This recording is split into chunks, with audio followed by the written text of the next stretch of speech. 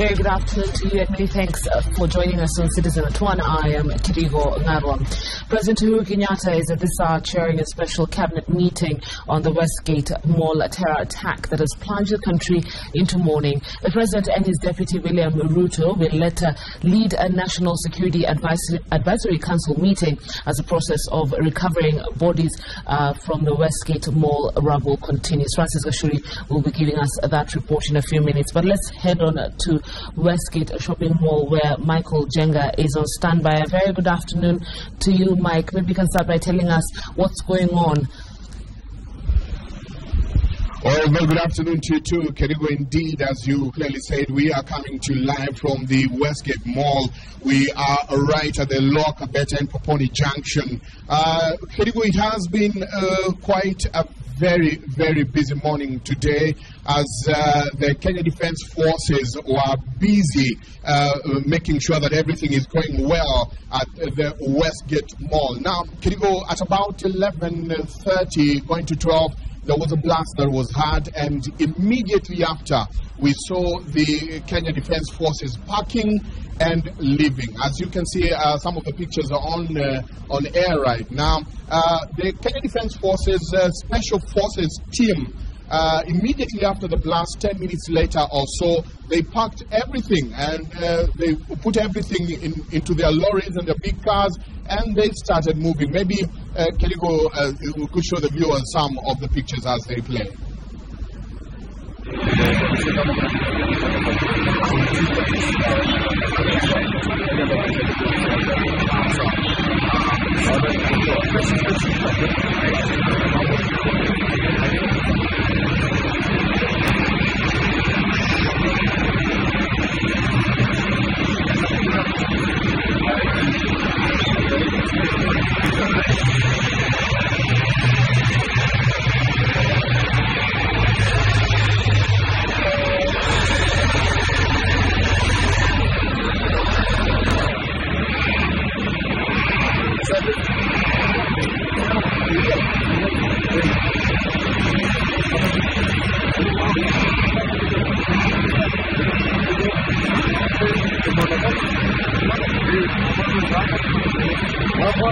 Have it, Kerigo, as you can see, that's the special forces from the Kenya Defence Forces.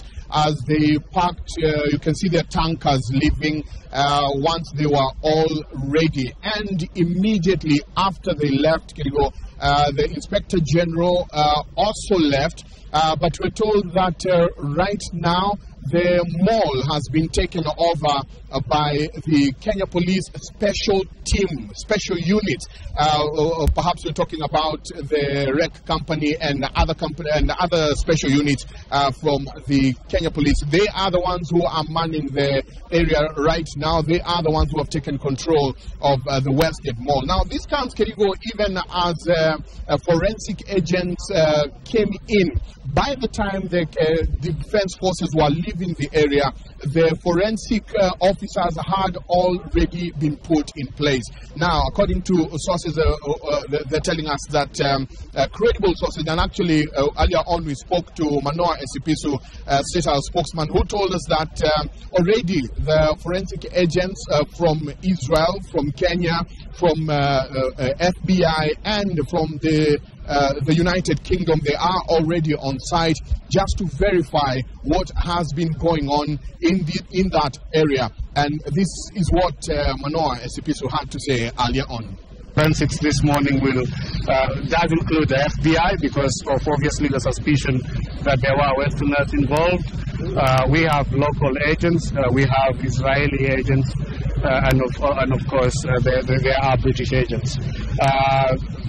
Some of them, their role is advisory. Some of them really are there to do the forensics work. Ladies and gentlemen, thank you. That's all we can say for now. One suspect captured in the airport. Well, there you have it.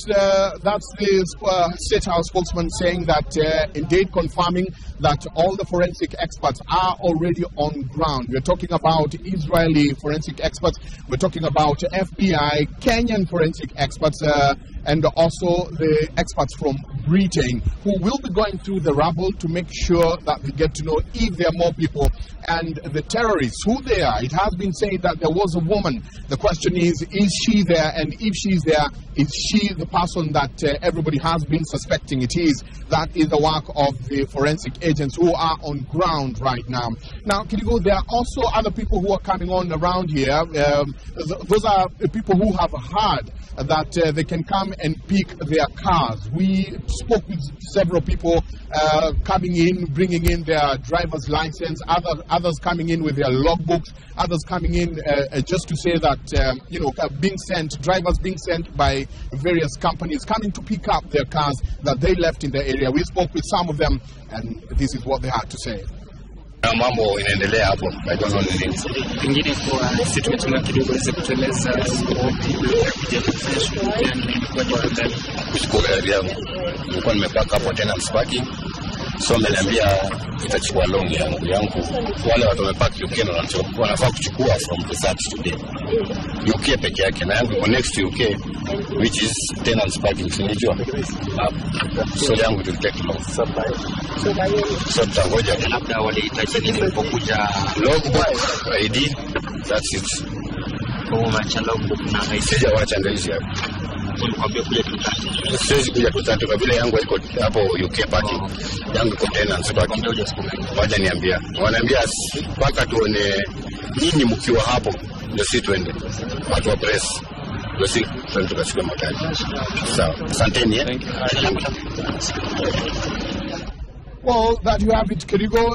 People coming to pick up their cars. And one thing we need to tell viewers who are watching us back at home is that, one, if you have your car around this area, you have to be here from 2:30 going onwards. Two, the cars that are only being released are cars that are close to Nakumatt, UK, not the cars that are left along the Westgate Mall. It's only the cars that are around the Nakumatt, UK, those ones that are close from that other side.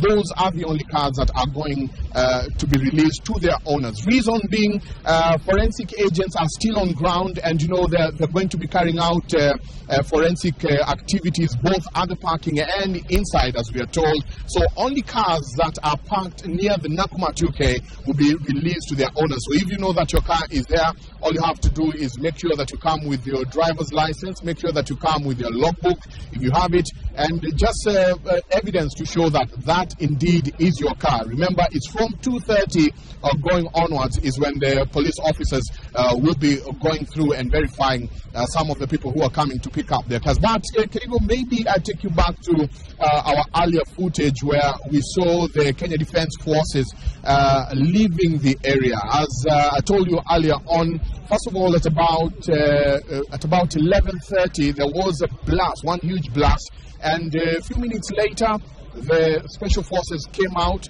parked their rocket propellers. They parked their rifles, they parked their ammo, they parked everything else that they had. You can see them there in your footage as they park and leave. And then again, all the trucks that they had, the armored vehicles, they all left, and the place has now been left under the care of the Kenya Police Special Units. Once again, the place has been left under the care of Kenya Police Special Units, and of course their forensic agents. You may just show the viewers the earlier footage where the special forces from the KDF as they parked and left the scene.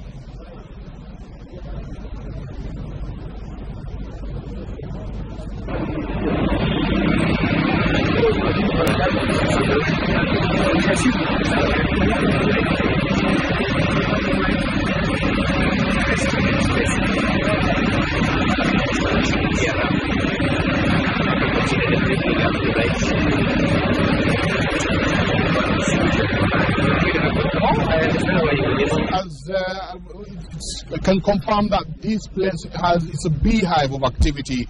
Journalists, police, people coming to pick up their cars, different people wanting to get to know what is going on. But one thing we've noted today is that there are not many onlookers who just come to get to see what is happening. I guess people now are following the full incidents as they unfold on the televisions. Can you go? All right, thank you very much, Michael Jenga, for that. Speaking to Michael Jenga, who's at the Westgate shopping mall, and he says the Kenya Defense Team has left. The Kenya Police Special Unit is now on site. The forensic agents from Israel, Britain, as well as the local forensic experts and the FBI are now said to be inside carrying out the clearing out phase of the Westgate mall. And then, like he said, those who parked their cars at the UK Centre should go pick their cars as from 2:30. This exercise starts from 2:30, and they are asked to carry your identification and proof of ownership. Let's now revisit our top story for the hour. And President Uhuru Kenyatta is at this hour chairing a special cabinet meeting on the Westgate mall terror attack that has plunged the country into mourning. The President and his Deputy William Ruto will later lead a National Security Advisory Council meeting as the process of recovering bodies from the Westgate mall rubble continues. Francis Mashuri reports on the President's diary on the first of the 3 days of national mourning declared last night. A day after announcing that the Westgate mall terror attack had been brought under control and at least 5 terrorists behind the Saturday attack killed, President Uhuru Kenyatta has called a special cabinet meeting to deliberate on the incident. The meeting, now on at State House, Nairobi, is expected to deliberate on, among other issues, the government's involvement in helping the victims of the attack recover. We stand by each other, and we stand by the families of the fallen. My government will assist the families to cope with their grief and loss. We pray that our God, our Creator, will comfort them with divine hope and assurance and give them the strength to face the coming days. The President, in his televised national address last night, hailed Kenyans for their selflessness and unity while handling the effects of the terror attack. Our attackers wish to destroy the essential character of our society. They failed. Kenya endured. Kenya endures. With our openness and inclusivity, we shall confront and overcome the challenges facing us as a nation. During the special cabinet meeting, the government is expected to outline the measures it will employ to recover the bodies that are still trapped in the Westgate rubble. 67 people have been confirmed dead following the Saturday attack, including 6 military officers, but this number is likely to rise. Towards the tail end of the operation, 3 floors of the Westgate Mall collapsed, and there are several bodies still trapped in the rubble, including the terrorists. I have instructed the Interior Ministry to keep Kenyans informed of the progress of the forensic investigations. The President and his deputy are also expected to lead a National Security Council meeting to deliberate on the Saturday terror attack. The National Intelligence Service, whose Director General Michael Gishangi is a member of the Security Council, has come under criticism, particularly from the National Assembly, for failing to avert the terror attack. We cannot condemn the National Intelligence Security Service for any, because we don't know whether they reported this matter. And unless we do a proper audit, Mr. Speaker, then we can come up and say National Intelligence Service failed. So we want to know who failed and why and when. I know people like skirting around intelligence issues. I have never understood why. Whoever heads the intelligence unit is a human being. He could be working now on diminishing returns, either because he has been there for too long or because he just doesn't know how to deal with new ideas, new terrorist threats, etc.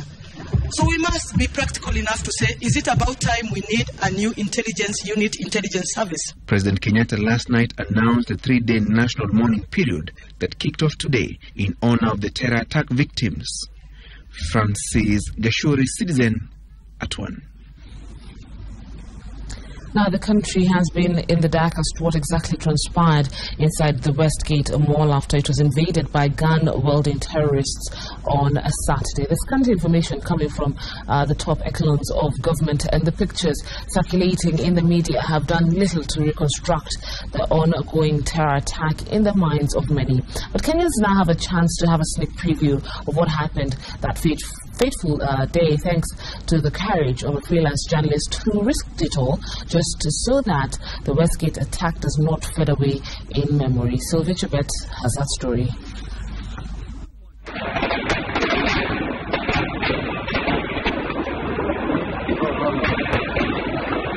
With journalists pushed to the periphery, what transpired within the walls of the Westgate Mall was left to speculation, save for the occasional eyewitness accounts and government briefings, which still left many thirsting for more information. But one Kenyan, a freelance journalist, put himself on the line of fire, motivated by the urge to have the tragic event recorded in the annals of history. Joseph Mathenge captured it all on camera as security forces moved into the building, with survivors crawling out amidst heavy gunfire. I'm a journalist, remember. Those are the things, again, which attract us. Along with his son, Mathenge ran towards danger instead of running away from danger, trying to focus his lenses to capture the images of the terror attack that was unfolding before his eyes.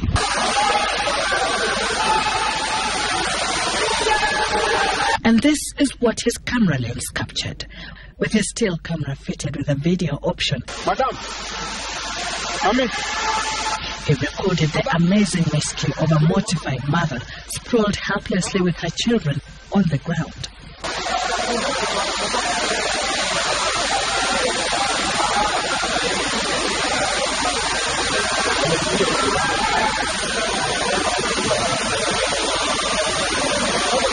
Soldiers frantically trying to reassure her to get up and run for safety. But she appeared weak and confused.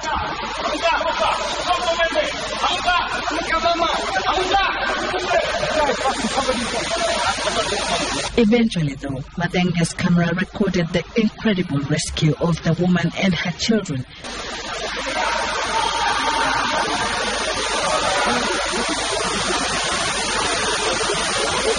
The whole time, his own life at risk.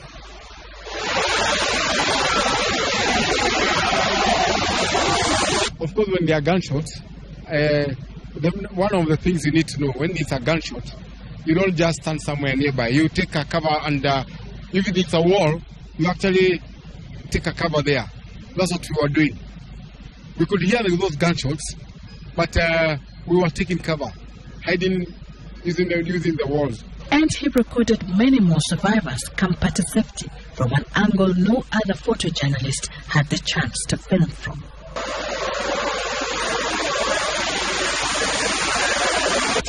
We started rolling our cameras as soon as we arrived here. At that street, heading to the building.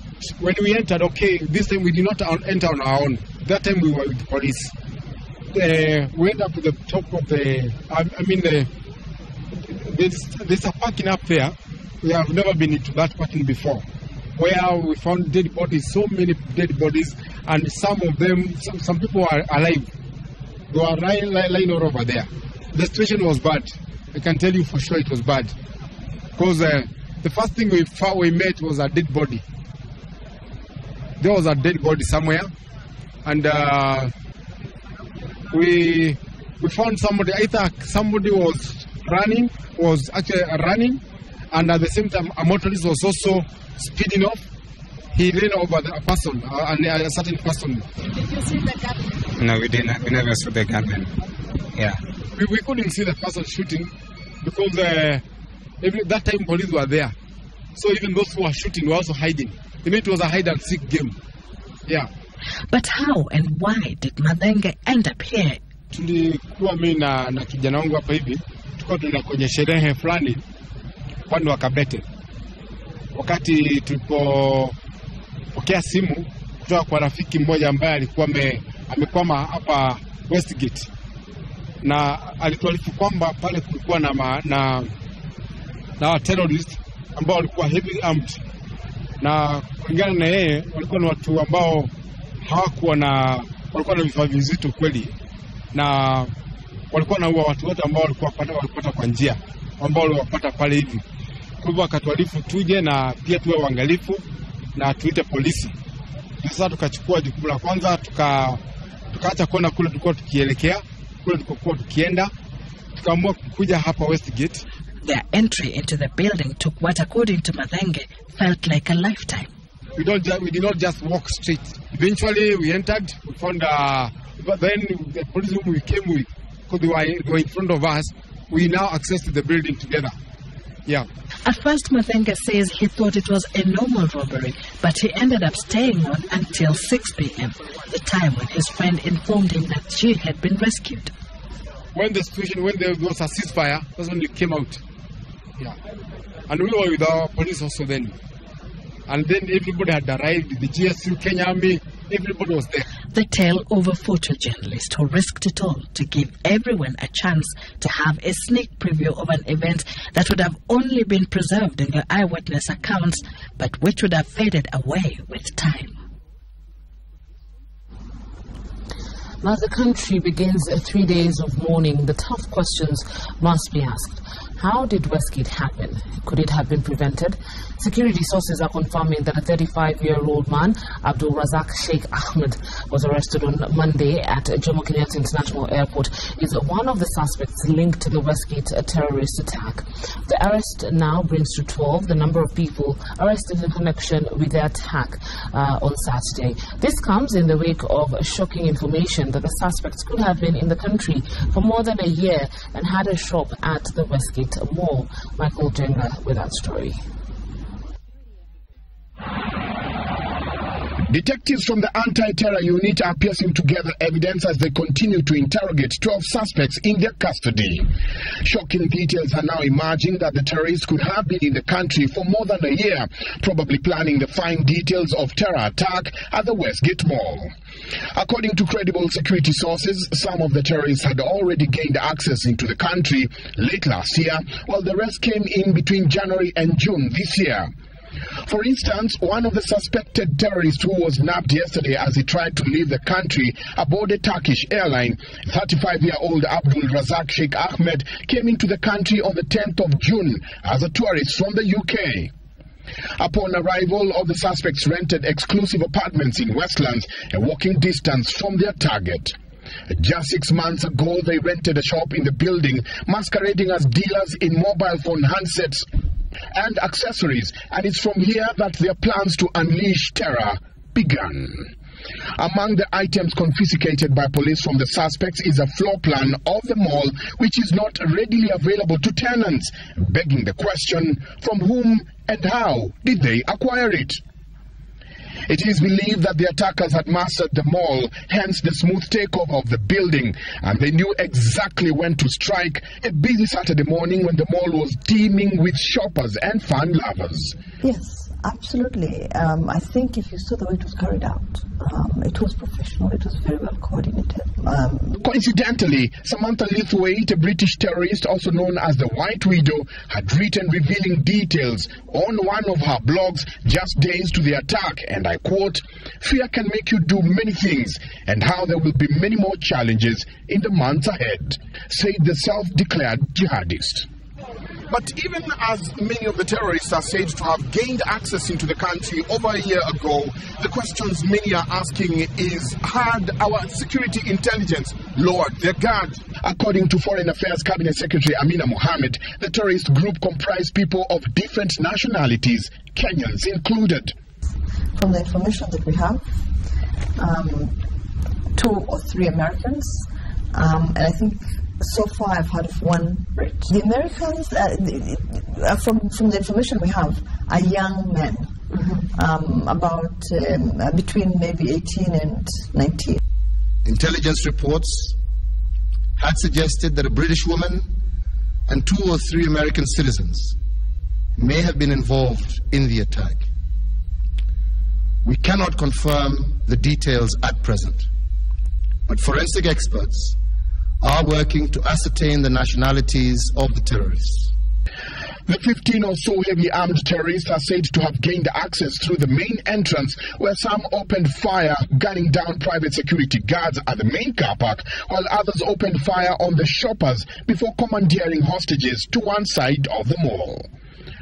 And even as the special forces were busy neutralizing the terrorists in the capital, Samantha Lithuate's co-accused in separate terrorist-related case, Jermaine Grant, was arraigned before a Mombasa court. Jermaine faces several counts of terrorism, including plotting a terror attack and possession of explosives. And after the dust has settled, tough questions will be asked of the men and women in charge of the national security. Michael Njenga, Citizen TV, Nairobi.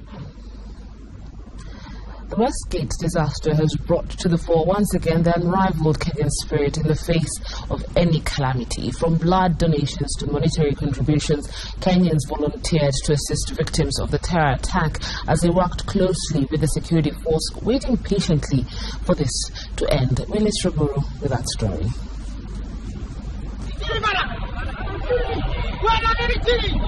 Black Sunday. Terror struck in the heart of Kenya's capital, Nairobi. But in the midst of the dark cloud that seemed to hang over Kenya, bravery evident. But let me make it clear that we shall hunt down the perpetrators wherever they run to. We shall get them, and we shall punish them for this heinous crime.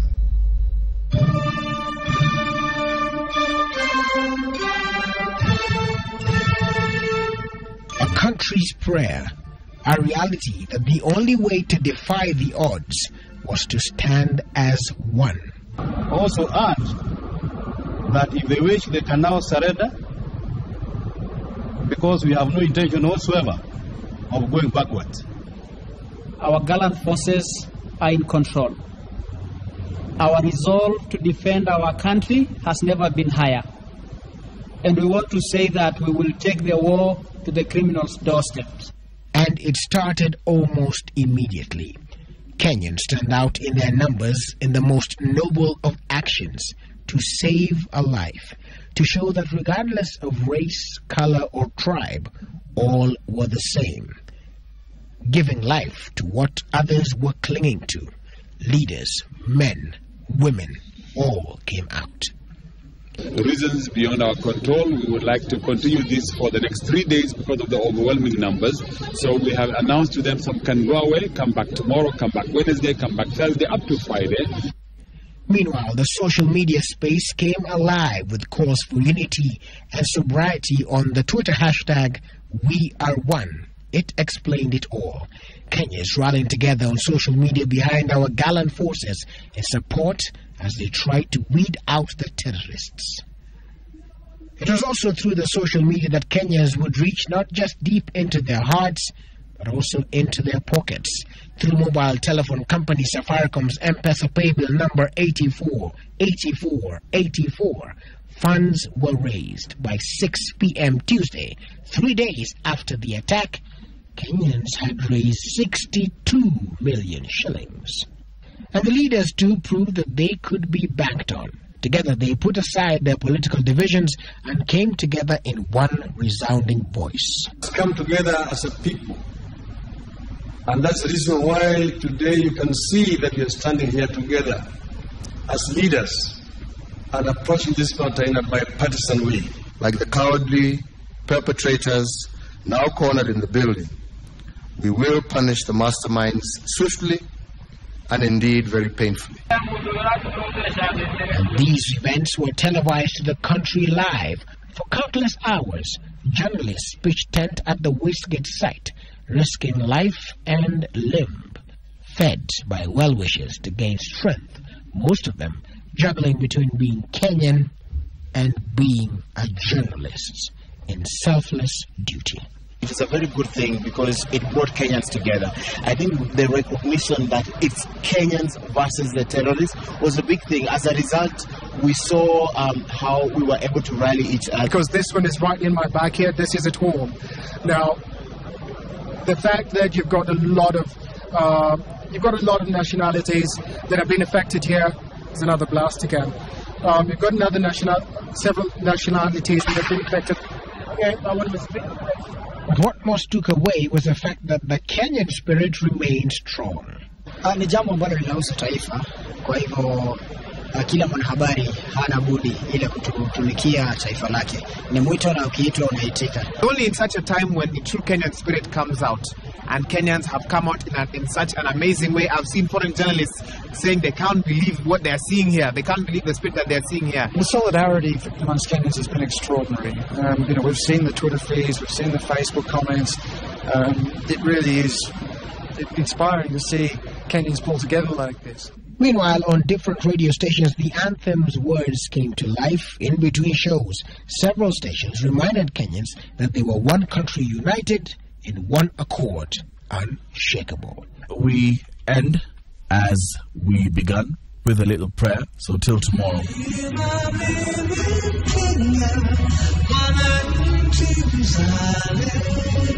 Tofauti zetu za kidini, kikabila au hata kisiasa. Radio Citizen. We have defeated hatred with pure love. We overcame cruelty with kindness. We have conquered mindless anarchy with sanity and composure. We have answered cowardice with solid courage. What is evident, isn't it, that this attack has brought to the fore Kenya's undying spirit and resolve and their willingness to work together in times of crisis. Most of the people have spoke to say that they hope that this can be carried forward, even as we continue to tackle other issues once the dust settles with the Westgate attack. Willis Suguru, Citizen TV in Nairobi. Thank you, Willis Suguru, for that.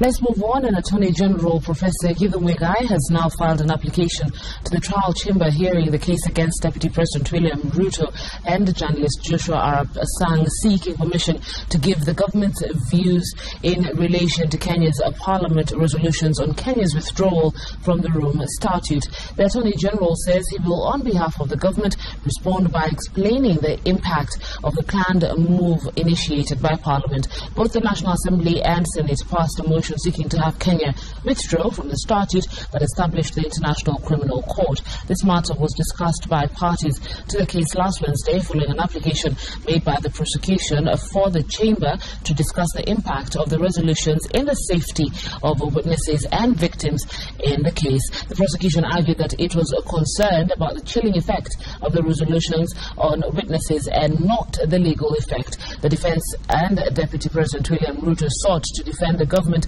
of Kenya against accusations that it was not cooperating with the court. Attorney General now wants to be allowed to give his submission on the matter on behalf of the government of Kenya as a friend of the court.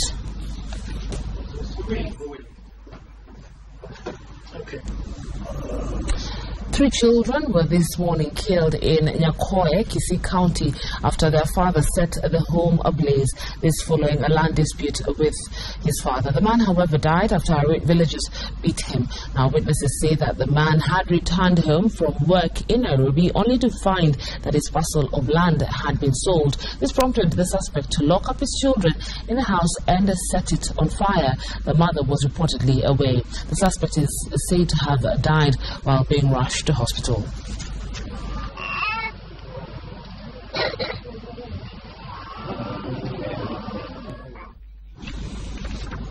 Preparations of Nyeri County Miss Tourism event have finally kicked off. The event, which is expected to market the county's tourism potential, is expected to bring together various stakeholders in the industry. A team led by Education and ICT Nyeri Executive Elijah Nguyo has been tasked with the responsibility of planning the event.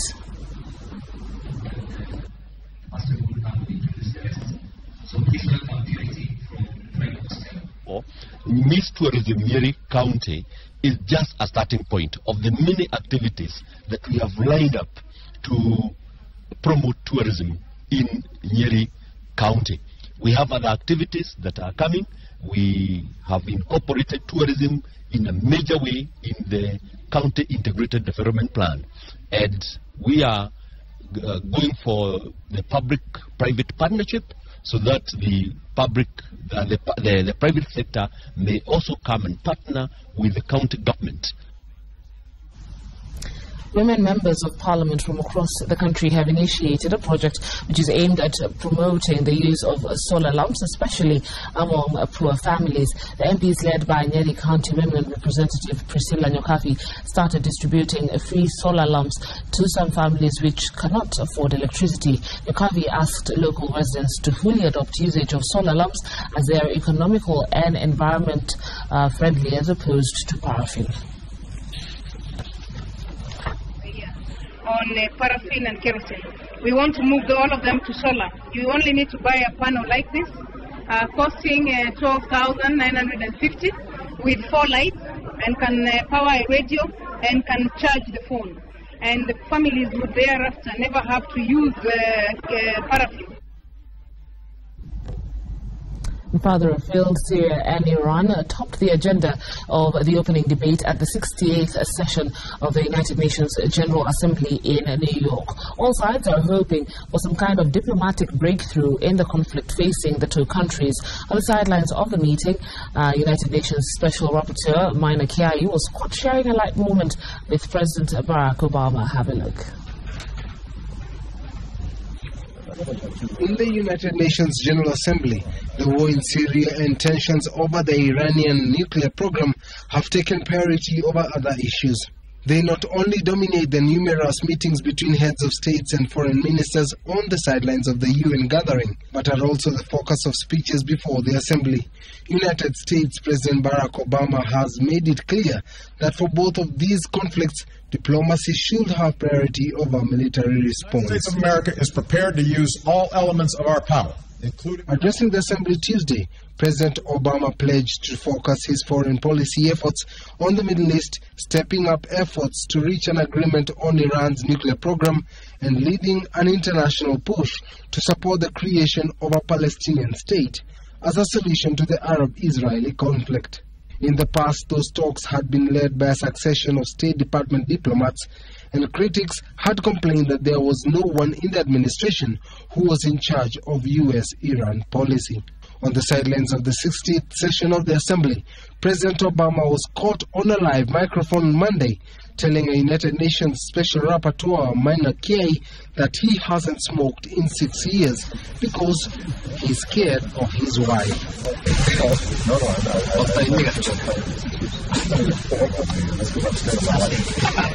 And I quote, "I haven't had a cigarette in probably 6 years." Obama was overheard telling Maina Kiai at the UN General Assembly in New York. Chris Omome, Citizen, at 1. Well, time to cut your breather now, but we'll be back with business news. Bernard and Dong will be giving us sports news. Don't go too far.